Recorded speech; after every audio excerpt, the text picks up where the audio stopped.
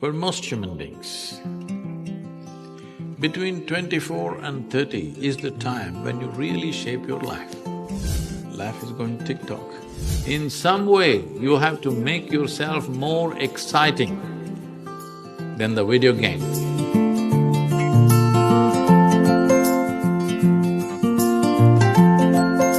If you tend to it properly every day, it will turn out to be something.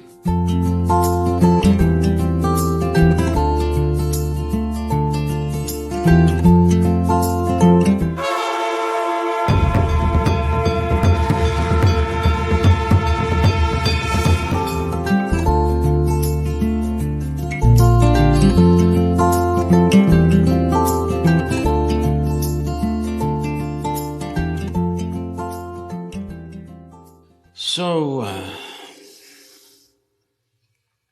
your problem is not unique, it's a generational problem.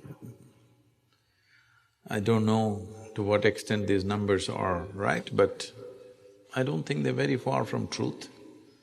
Some survey says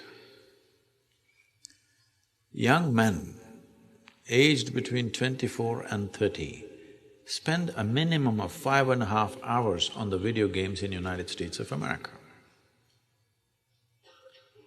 Maybe they're little off this way or that way, but I don't think they're too far away. See, in a young person's life, for most human beings, between 24 and 30 is the time when you really shape your life. Isn't it so? Hello? There's a time. Most people have just finished their education and that's the time they're really shaping their life, one way or the other. Whether you're going into your profession or crime or politics, I don't know what's your choice, but that is the time you're shaping your life. At such a time, a crucial time in one's life, they're spending 5.5 hours on an average on playing some silly game of shooting people or shooting ducks or something, all kinds of weird things. I don't even know what else is there. I know only by what other people have told me. I have never played a goddamn game. I like games, but I have never played a video game because other things have kept me busy. I'm not saying it is completely wrong. It's a generational thing. Digital technology is new and all kinds of things happening on the screen, which is far more active than what's happening in the world, so it keeps people engaged. This is not a moral issue. This is a mental issue. Do you want to be a moron playing things which doesn't get you anywhere? All you do is bing in the end, playing with yourself and playing with a machine, or life is going tick-tock.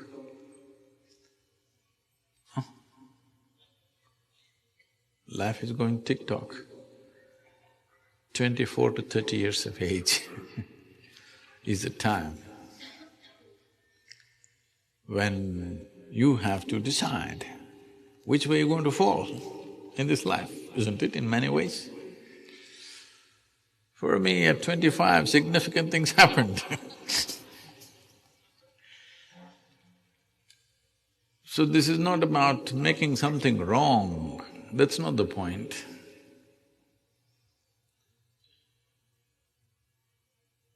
Well, maybe one day when there is a video game World Cup, if you become the champion of the champions, then maybe people will appreciate that also.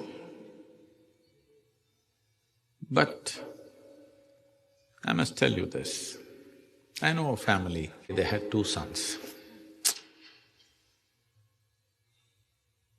And one of them, the other one I don't want to talk about, One of them invests only in video game companies, all right? And he plays video games nearly 12 to 14 hours a day. And a physiotherapist comes and works his joints every day, because otherwise he does only this. I stay in their home for 3 days. In these 3 days, not once did any of those young boys step out of the room. So, this is a phenomena in the world right now. Because the technology is new, we are overly excited about it. First thing is, at the age of 3, you made him play this, so he doesn't know any other game. Game means on the video, that's the only game he knows. You can't blame the boy for this. Now if you want to correct, if you throw the S box out, we don't know what'll happen to you. When people get hooked onto something, really hooked onto something, you try to go in the way, they want to kill you for sure, isn't it? And already he's practiced plenty on the video games. He's practiced plenty. So don't try throwing the S box out. See if you can get him interested. Put him in a trekking program or a mountain climbing program, something where it demands physical and mental attention. I don't think he will go and play tennis. No. But if you put in a program like this, initially he suffers, he wants to run away, usually they don't let them go. Once you're on top of the mountain, at least you have to come back. There is no this to come back, you have to walk down. It may change his perspective, or he may resign himself completely to video games because this demands so much pain and stuff, you know. Climbing a mountain is not it's a joy, but it's not… it's a lot of pain too. It's a great joy, but it's a lot of pain. Every time, every year, when I do this Kailash trek in Nepal and Himalayas, in Tibet when we trek, I always think, enough, I've done enough of these things. Because going through the treacherous terrain, most incredible terrain, your eyes think so, your mind thinks so, but your legs, they don't agree. Your legs and sometimes your lungs, both of them don't agree that this is an incredible place. So, for all you know, if you put him through that, he may never again come out of a video game, or he may, because he knows so much shooting. Maybe he should join the army. Yeah, possibly. You want to shoot, you must at least be in the army because at least you're shooting for a cause. Otherwise, you may start shooting on the street. So, if army is not possible, maybe a policeman, at least you can carry a gun. Maybe you don't get to shoot much.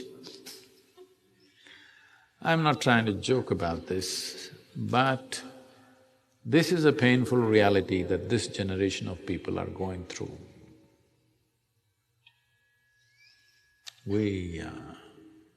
If we have children like that at home, there's nothing to blame them for. It's we who've done this. Because a lot of people gave video games to their children because they want to go to the party, they want to do something else, you want to live your life, but this one demands attention. You yourself are dying for attention, but this one demands attention who's just come. So you give him something that engages him, it will lead to lots of things. And there's also a peer situation. His friends are playing S-box. If you don't bring the Y-box for him, he will create certain situations. So this is why a lot of people did not understand this probably. I said, repeatedly I'm saying and I'm saying again, see, you are not a tiger, nor are you a panda. I'm saying you're not an endangered species. It is not compulsory that all of you should reproduce. There is no such thing. Those who think they want to have children and dedicate a certain amount of… considerable amount of time to raise another human being who will be better than them, they should do it, because after all, human generations need to happen. But it's not compulsory that everybody must have a child. So, if we want to produce children, we must be willing to allot a certain amount of time. Accidentally they turned out well, that's not the point. It's not right. Once we take charge of a new life, a fresh life, we must be willing to give a certain amount of time, energy and the focus that is required to nurture this life in the best possible way, isn't it?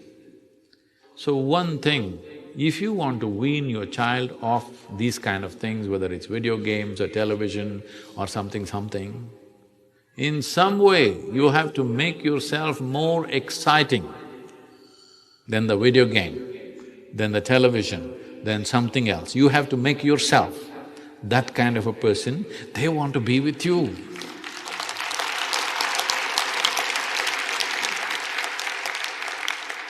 So, you can't… a child is not a machine. You can't switch it one way tomorrow morning. So video games to enjoying the rainbow is not going to work like that. It's a constant cultivation. Constant cultivation every day. It may work. There's no guarantee it will work. Hello? Those of you who raise children, you know, it may work. There is no such thing as it will work. There's no such thing.